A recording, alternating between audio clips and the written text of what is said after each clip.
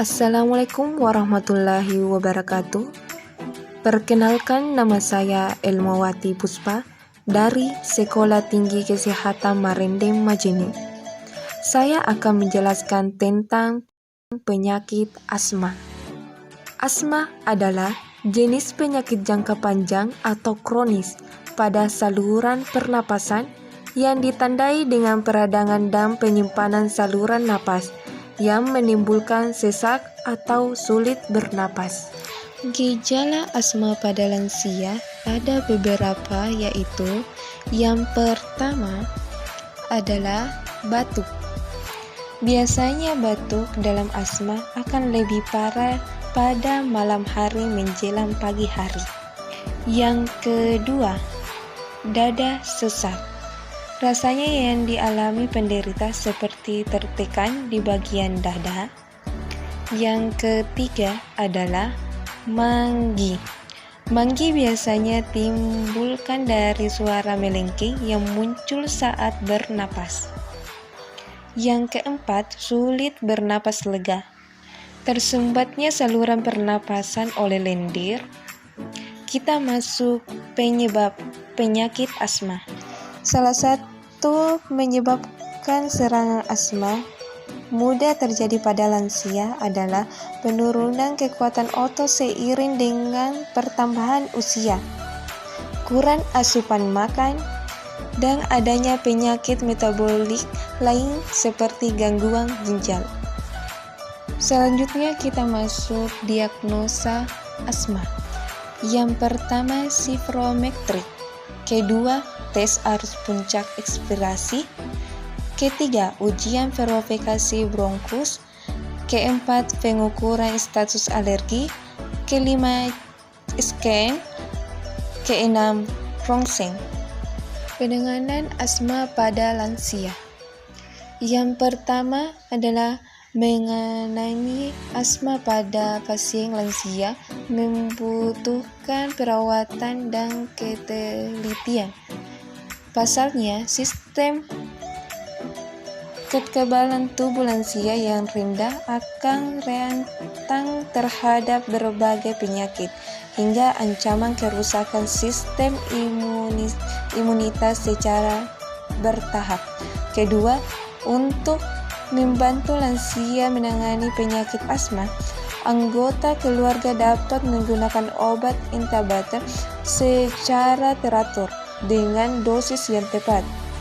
Imunisasi atau vaksin flu juga dapat diberikan, termasuk vaksin pneumonia.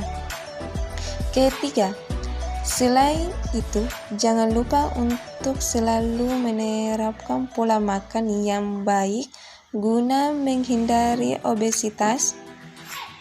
Berikan makanan bernutrisi dan kaya asupan vitamin D agar meningkatkan sistem kekebalan tubuh lansia.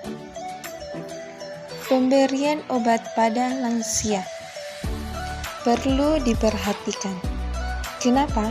Pasalnya, lansia memiliki risiko lebih tinggi mengalami efek samping obat dan berisiko mengalami reaksi interaksi obat asma dan obat-obatan lain dikonsumsi. Apa yang harus dilakukan saat asma kambuh? Yaitu usahakan tetap tenang dan duduk dengan posisi tegak. Jangan panik, ambil napas panjang dari dalam. Lakukan metode 4XXS, gocok inhaler. Kedua, semprot inhaler 1 kali. Hirup napas dalam 4 kali. Terakhir, ulangi hingga 4 kali semprotan. Kemudian tunggu selama 4 menit. Setelah 4 menit, lakukan lagi cara tersebut. Bila asma tak kunjung membaik, segera minta pertolongan medis. Ini adalah beberapa pencegahan penyakit asma.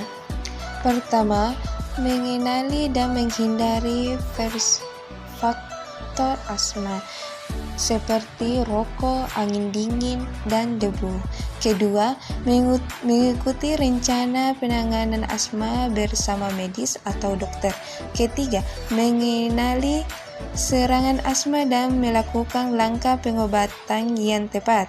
Keempat, menggunakan obat-obatan asma yang disarankan oleh medis atau dokter.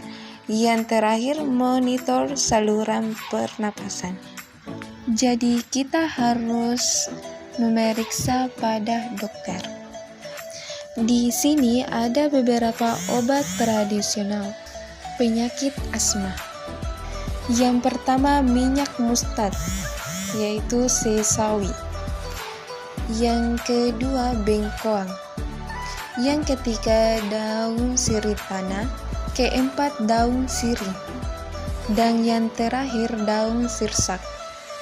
Berikut beberapa cara pengobatan asma beserta terapi yang harus dilakukan. Yang pertama, renang. Yang kedua, pernapasan. Yang ketiga, yoga.